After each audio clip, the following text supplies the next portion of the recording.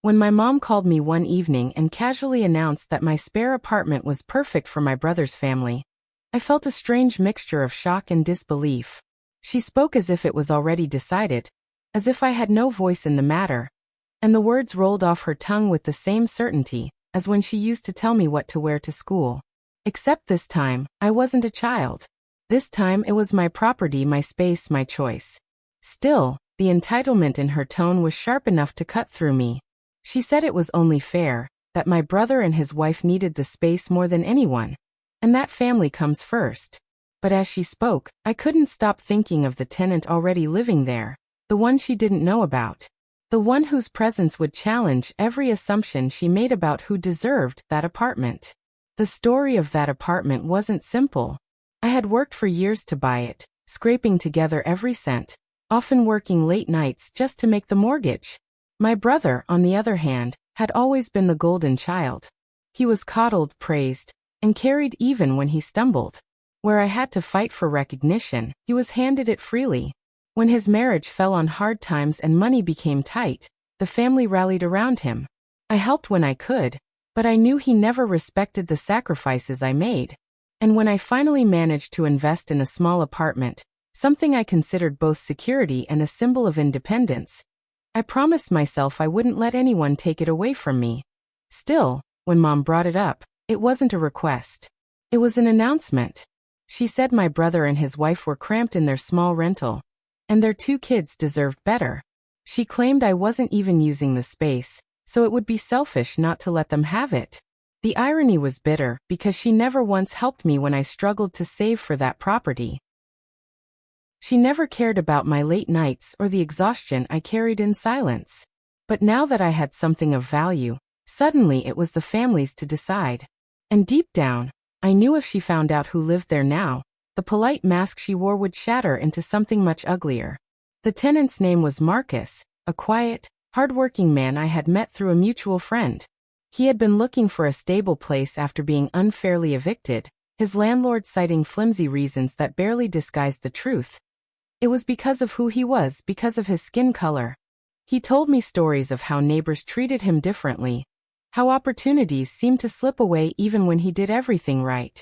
And when he moved into my apartment, he treated it with more respect than I could have imagined. He paid rent on time, kept the place spotless, and sent me updates whenever something needed fixing. To me, he was the ideal tenant. To my mom, however, once she discovered the truth, he became the problem she couldn't ignore. I remember the day she insisted on visiting. She wanted to show the kids where they'd be moving, as if it was already a done deal. I tried to deflect, telling her the place was occupied, but she waved it off. She said the tenant could move out, it was just business. Against my better judgment, I gave in and met her at the building. The moment Marcus opened the door with his usual polite smile, I saw the shift in her expression. Her face froze for a split second, then hardened into a look I recognized all too well. The look she used to give when something didn't meet her idea of acceptable. She recovered quickly, pretending to be polite, but the silence between them was sharp, loaded, and telling. She walked through the apartment without acknowledging Marcus beyond curt nods. I could feel her disapproval radiating in every clipped sentence. When we left, she turned to me and said in a low voice, "You can't be serious. You're letting him live here while your brother's family struggles?" The way she emphasized him made my stomach twist. It wasn't just about family loyalty, it was about prejudice she had kept hidden until it surfaced like poison. I told her Marcus was a great tenant, that he paid rent on time and respected the space. But she brushed it off, saying family came first, that blood mattered more than strangers. I realized then that her version of family wasn't about love or fairness. It was about control, about deciding whose lives were worth more.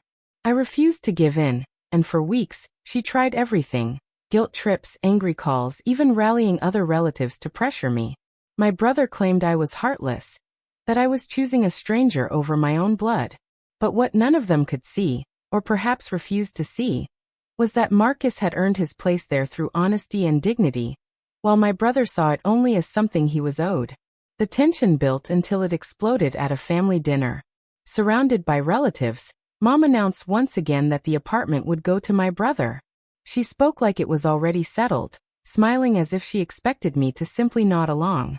Instead, I calmly said the apartment wasn't available, that it was already rented, and I wasn't going to break that agreement.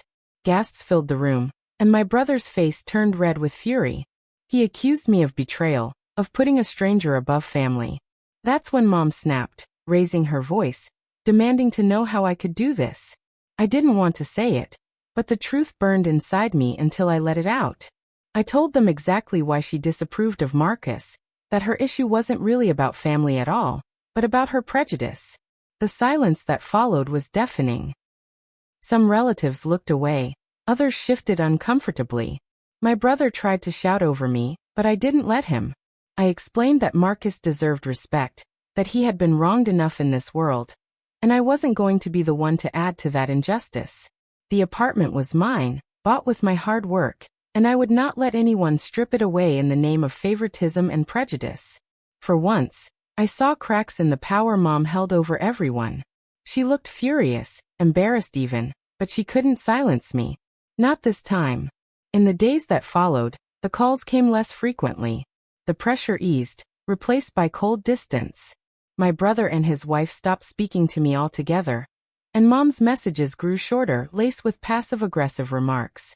But I stood firm. Marcus continued to live peacefully in the apartment, and every time I visited, I was reminded why I made the choice I did. His gratitude wasn't loud or exaggerated. It was in his steady reliability, his respect, his simple dignity. Looking back, I realized this wasn't just about an apartment. It was about drawing a line, about refusing to be complicit in prejudice disguised as family duty.